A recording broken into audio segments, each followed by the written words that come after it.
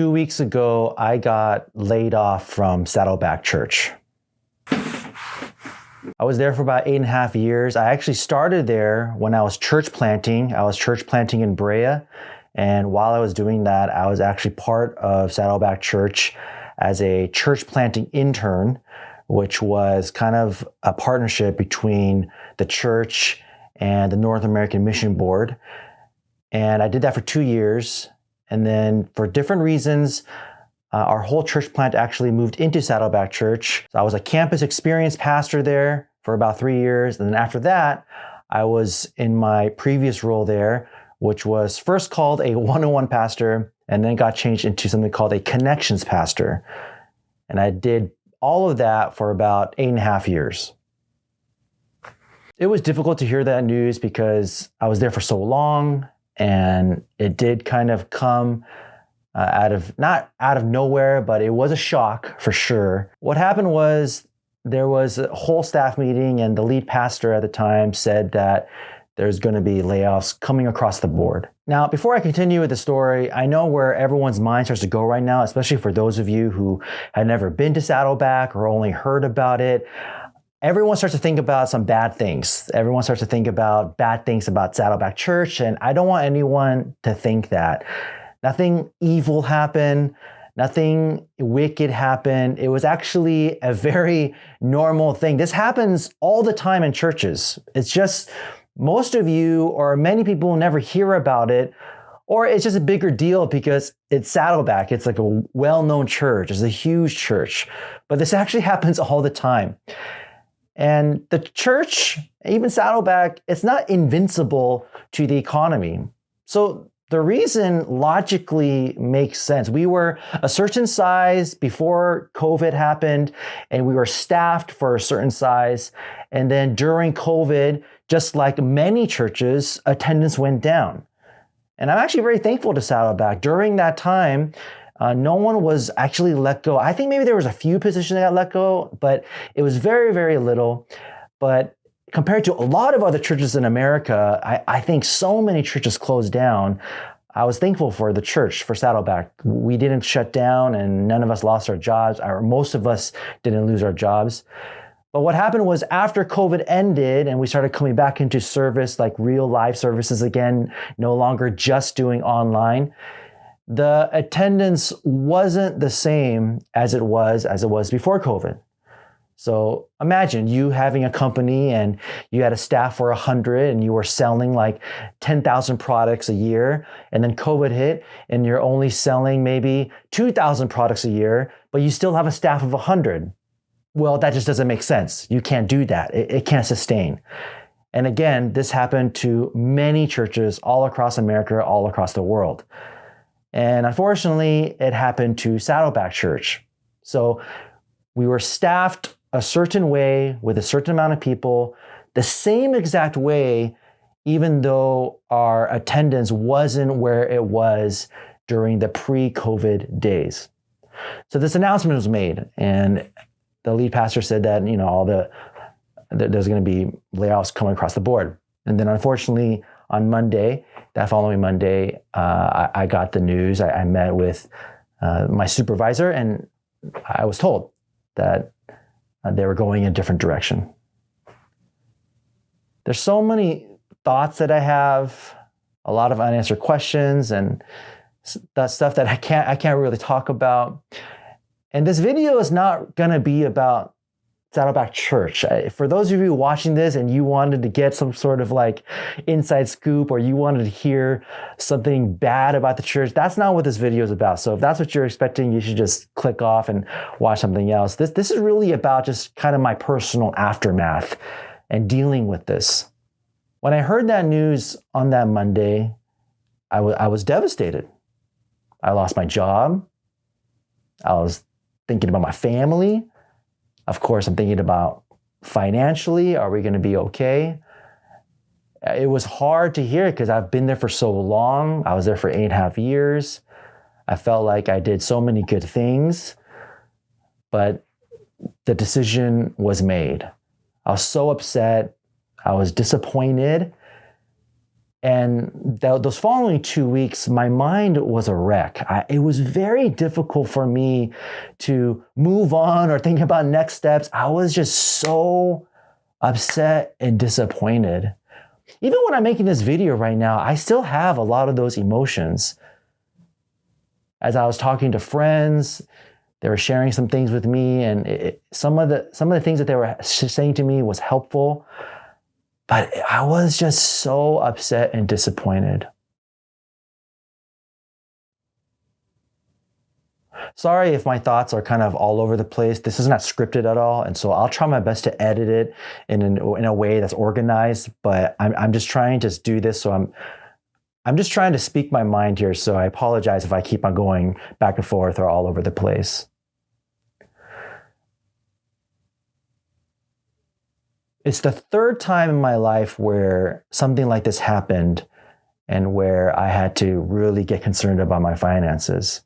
The first time it happened, I wasn't married. So of course I was worried, but at least I wasn't married. I didn't have a family. And so I had to just figure something out. The second time it happened, we were married and we had our first son. We had our one child. So of course that's a little bit more concerning because now you have a family and you're married and you have a baby to take care of. But right now it's the hardest because now we have 3 kids, and trying to think about that and think about how to take care of the family, how to take care of the kids, that's incredibly concerning for me. And some of you don't know, but I worry a lot. I know the Bible says not to worry, but that's just who I am. I worry a lot. So I'm worried about my finances. I'm worried about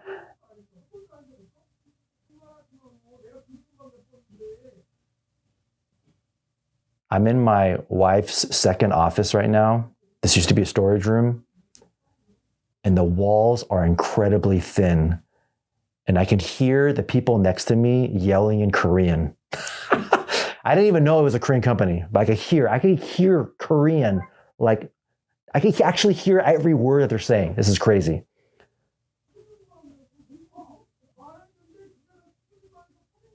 Shh.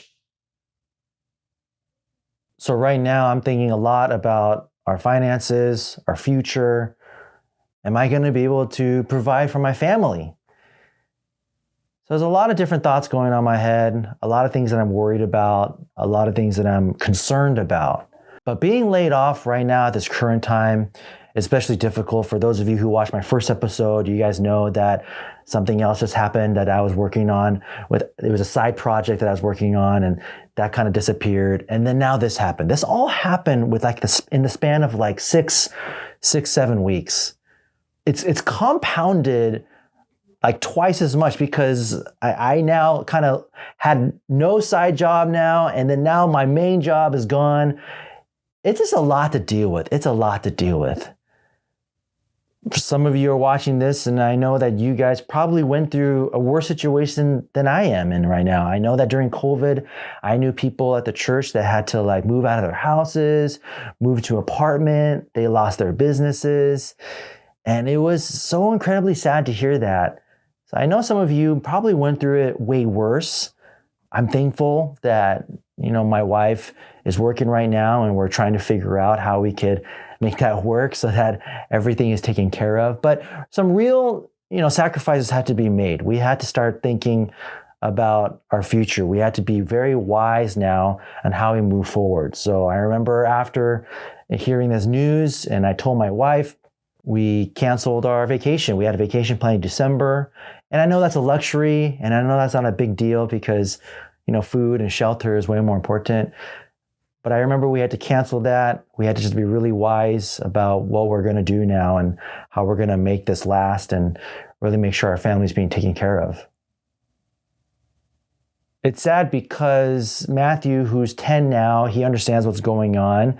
We were driving to Target yesterday, and he asked me, why do we have to go? And I said, we have to get some hands up and other things. And he said, oh yeah, we have to get this one drink. It's this drink that he drinks every day. It's like extra protein and stuff like that. It helps him grow. And he said to me, oh, we don't have to get that anymore. We don't actually, let's not buy it. And I said, why? Why don't you want to buy it? And he said, well, we have to save money. We don't have to buy that anymore. And he's like, Appa, I don't have to drink that anymore. let's just not get it because we have to save money. And I told him, Matthew, it's okay. Like, we have the money to buy that. We're making some sacrifices in other places. And he was like, are you sure? It's okay. I don't need to drink that anymore. We don't really need to spend money on that extra stuff. Hearing my 10-year-old son say that to me was so hard. That was really tough. At the same time, I'm so thankful that my son thinks like that. Gosh, what a kind-hearted soul that he has. And he is truly kind-hearted. Some of you watching this, my son. He has a very kind heart. So I'm so thankful he thinks about that and he cares about the family and he wants to help out as much as he can. And I hope that never changes in him. It's funny because for those of you who've been laid off, like when you get laid off at any job, any position, it's incredibly difficult. And then you have to figure something out. But being laid off in a church is actually very different because it's not just a job. That was the place where you were worshiping together with other people. You had relationships with people there. You actually shared life with a lot of people. It wasn't just a job, but it was a community. It was like a family. A lot of us call our churches a church family. So to leave all of that and all those relationships makes this so much more difficult. When we first told our kids, my two daughters, they're a little bit younger, 3 and 7. So they were a little bit, okay, I understand. They're asking questions, why did it have to happen? But my son Matthew, who was 10, he was really sad because we did this thing on Wednesday nights. It was a kids' small group at the church, and I was one of the teachers there, and I was teaching his class. And he was so sad that he couldn't go back to that anymore. We did it all of last year. And he asked about that. Are we still going to do that? And I said, unfortunately, we're not going to do that anymore. And he started crying because he wanted to do kids' small groups so bad. What a good boy, right? He wants to do this Bible study so bad, and he missed it, and he didn't want to leave that. And seeing him cry was so hard to see and experience. And it's all of these things that make it so difficult from being laid off from a church. You're not just leaving a job, you're leaving a life. We built a life there. We built a home there. And to leave that is so hard. There's a lot of things that seminary doesn't teach you. There's a lot of things that seminary can't prepare you for. And I'm not trying to diss the seminary right now. The seminary can't do everything. That's illogical and impractical. One of the things that the seminary can't really prepare you for are things like, what happens if there's some kind of immoral failure in a church leadership, or what do you do when someone in your congregation commits suicide, or what do you do? How do you deal with being laid off from the church? They call it a transition a lot of times, and sometimes I see that word transition and I'm like, but that's not really what happened. I got laid off. But I understand why they say that, and being there, you have to smile. You have to smile, and I understand why you have to do that. You're trying your best to make sure that the people at the church are going to continue to have hope and continue just to be serving at the church. You don't want them to kind of get caught up in the emotions that I have right now, right? Those are my emotions. Those are my personal emotions. And they can minister to me and they can care for me, and that's great. And some of them are doing that. But I don't want them to have my emotions. They need to have their own journey in the church. But it's so hard, right? Because I so badly want to say things to them, but it's not a good idea. It's not a good idea. So it's like this weird passive-aggressive type of response that I have right now. You're smiling and you're trying to give them hope, and you're trying to leave so that they can continue to do faithful work in the church, which you want them to do. But you have all of these like painful thoughts and disappointment and frustration that you can't share. These 2 weeks have been hard, have been really hard. If you were a pastor or are a pastor or in a ministry and you've been laid off before and you haven't quite healed from it, or maybe you got laid off right now, Some things that I've been doing is I've been talking to people. I've been talking to a lot of people. But the type of person that you want to talk to is find another pastor or another person in the ministry that also got laid off. Those are some people that you want to talk to. One of my friends also experienced this at a church a long time ago that he got laid off at. And it was just so helpful to hear his story. And it was so helpful to hear how he wrapped his mind around it. And it's not necessarily just to copy what he did, but just to hear that story is affirming. It affirms your pain and disappointment. And I'm not trying to fuel more anger, but when you get affirmed like that, it helps you kind of think more clearly. And maybe some of the things that he did share are things that I could practice. But for those of you who got laid off from a church or a ministry, try doing that. Find a person who also got laid off from a church or a ministry and hear their story. I think it will be very healing for you, or at least help you get started on a journey toward healing, or to just have clarity. My mind has been so messy these past 2 weeks. It was so hard to think clearly. That last Sunday at church was so hard because, I didn't even want to be there. I remember coming into church the last 2 Sundays after I was laid off. When I drove into the church parking lot, I remember sitting in my car for a good 7 minutes, and I just didn't want to get out. It was so difficult for me to get out. It's so difficult for me to see people, and some of them knew already because I shared with my leaders, and they're asking me questions, and they were just trying to show me love and things like that. It was so difficult. That last Sunday, though, was really hard because, again, it was that kind of passive aggressive thing. I was smiling, but inside I was dying, and I was trying to give them hope, even though it was so hard for me inside. And then just saying bye to so many people that I built relationships with. It was hard. It was so difficult. And then I left. And I remember coming home, and I remember just thinking to myself, that was the last thing. This might sound bad, but try to hear just kind of the logic behind it. Like that was the last thing I ever had to do now for the church. And it was a little bit helpful to do that last Sunday because that chapter is closed and I can now move on. I think those two weeks were really difficult because I was thinking about those 2 Sundays. I still had to kind of be there and do those things. So it wasn't quite over yet. So that last Sunday when I came home, I did feel for the first time in those 2 weeks, that was the first time I felt like, okay, that chapter is closed. I don't have to go back. And I could really try hard now to move on. It hasn't been easy. I still have this pain inside of me, but that last Sunday was helpful for me to kind of take that next step. Pastors who get laid off, I think we don't really know who to talk to. Our vocation is not very common. We could talk to other pastors, of course, but again, not a lot of pastors have experienced this, or maybe they have, I just don't know them. And we start to think about what are our next steps? All these things are difficult for pastors. It's kind of a lonely place. It's a lonely place to be in when you get laid off from a church, from a ministry. One of the things I'm so thankful for is my small group.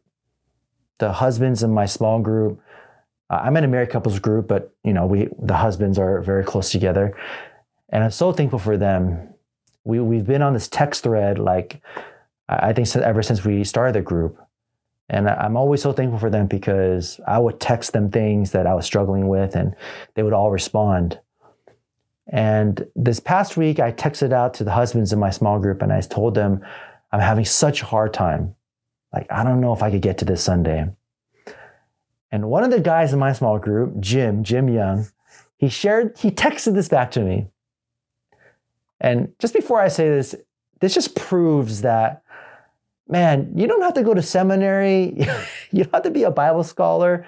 Just read the word, love the word, be faithful in the church, and you can easily minister to other people and easily use scripture to minister to other people. And this is what my friend Jim texted me. He told me, this reminds me of a story about Joseph in the book of Genesis. And he said, remember in Genesis, remember when Joseph was king or not king yet, he was like kind of like the number two, and all of his brothers came to him, and the brothers didn't know that it was Joseph. And he said, remember Joseph? He totally could have just given them all of his vengeance. He could have got revenge for all the stuff that they did to him, selling him as a slave, throwing him in that pit, all that bad stuff. Man, can you imagine what Joseph was thinking in that moment? And he said, but for some reason, he showed them love. For some reason, he showed them grace. How did he do that? Like, how did Joseph do that? And that's what he texted to me. And I was thinking about that story, and it was such a good time just to sit and reflect and to meditate upon that story, upon that passage. How did Joseph do that? He had every right. He totally could have just thrashed his brothers. He could have thrown them in pits, bigger pits, right? Just dig a bigger pit, throw them in there, right? And got all of his vengeance. But his love for his family, his love for his brothers, the grace that he had, the mercy that he showed them, man, that's incredible. That is incredible. And we know why. We know why he did it. It's because Joseph does not source his joy and peace and comfort in the things of this world, or even in that position. He was like the number two guy, or he doesn't source it in his own gifts and talents. All of his kindness and joy and comfort and peace came from the Lord. It came from God. He knew that the only reason why he was in that high position was because of God. God is the one that saved him from the pit. God is the one who saved him from being sold to slavery. God was the one who saved him from being in prison. God was the one who saved him from Potiphar's wife. God was the one who gave him that position. He knew that it was all the Lord. God was the one who gets the glory. How dare he use all of that for evil? He knew God was the one who provided for him. How could he not extend that same love and grace to his own family, Now, it's not easy. I mean, I think about that right now as I'm filming this, and I'm still thinking in my head, gosh, it's so hard. I'm so upset, so disappointed, so many things I want to say. But I think about Joseph. And I think about, gosh, how did you hold back? How did you hold back? And it's the word of God. It is that scripture, it is those passages, that truth that I also hold on to. And I continue to think about that, continue to reflect upon that, so that I too can remind myself that my source of joy, peace, and love and mercy and grace and comfort must always be in the Lord, must always be in Jesus. And that is how I can get through, and how you can get through times of disappointment, frustration, anger, and even tragedy. One of the things that I keep on trying to tell myself and hold on to, and it is what gives me hope. And it's actually a devotion I shared with one of the college groups that I helped start at the church when I told them I was leaving.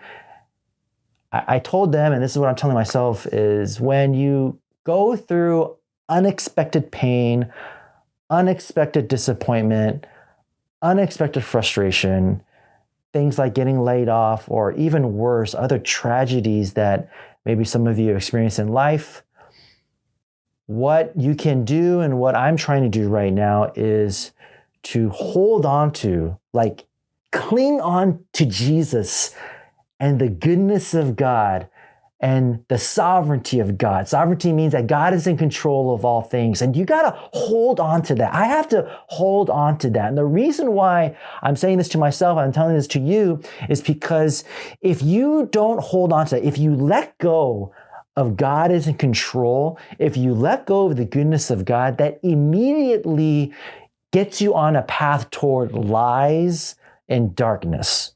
You begin to believing the lie that maybe there's something I could have done to change God's plan. That's not true. Or maybe there's a mistake that I made, and then you start going through a downward spiral and start beating yourself up. Or maybe you start believing the lie that, I'm not good enough to do that. I should have done more good things, and that could help me stay in this position, or this bad thing couldn't have happened. Those are all lies. And then the lies can get worse. You can start getting really angry at certain people and then start building up just this arsenal of angry lies against them because you're so mad. That's a pathway toward lies and darkness. Therefore, embrace and cling on to the goodness of God, the sovereignty of God.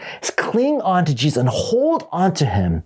And I told this to some of my friends, I hold on to that. And I believe in that. And some of you have told me, hey, there's something better for you and all that stuff. But I don't feel that. I don't feel good right now. I don't feel the goodness of God right now. But I got to hold on to it. And I'm holding on to it.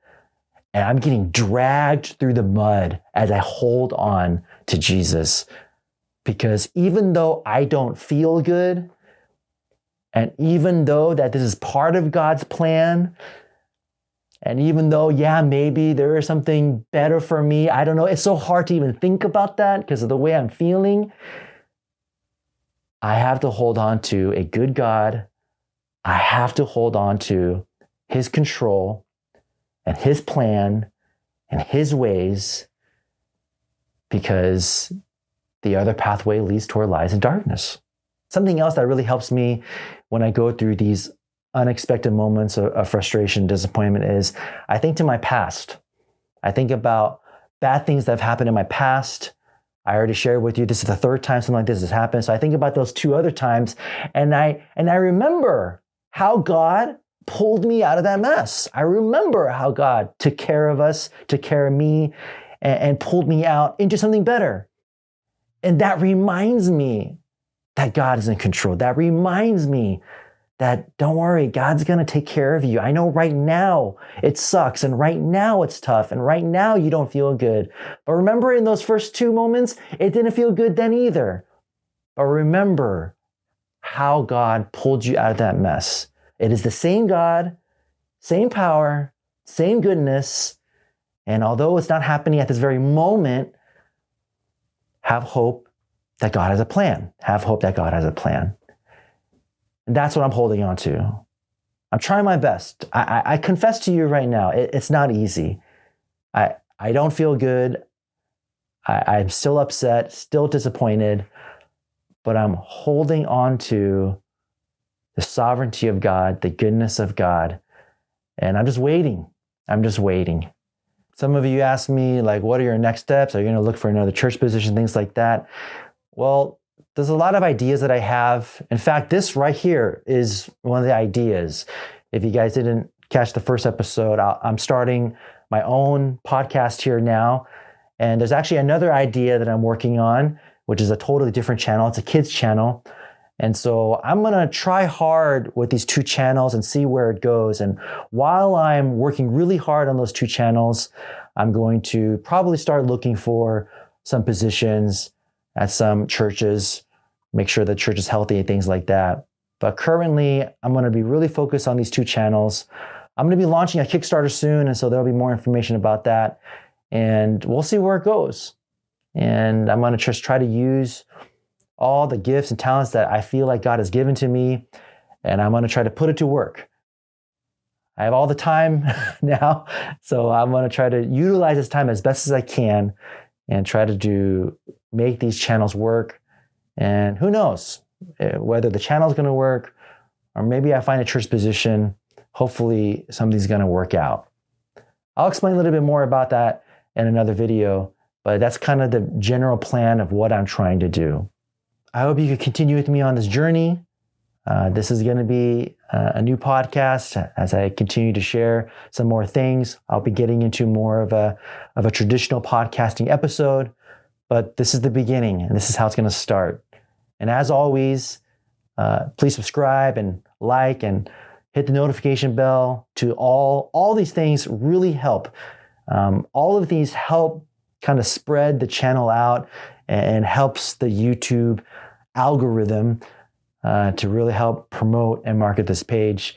And I hope that I could do some good stuff here on this channel as we continue to share truths and hopefully help others find comfort and peace and healing through the Lord with some of these truths.